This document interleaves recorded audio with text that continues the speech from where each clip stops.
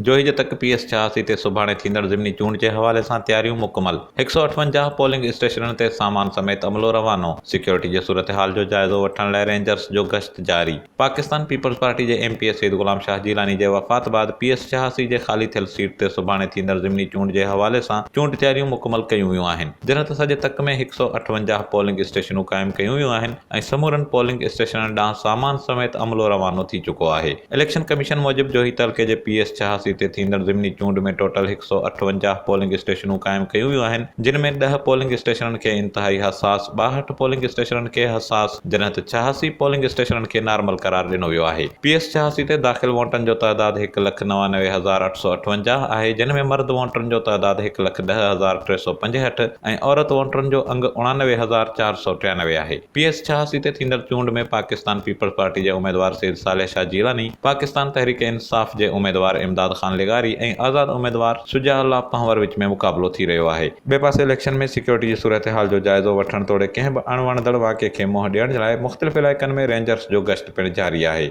ऐं सिक्योरिटी जा इंतज़ाम पिणु सख़्त कया विया आहिनि। Amar Lashari, Kawish digital media reporting team, जोही।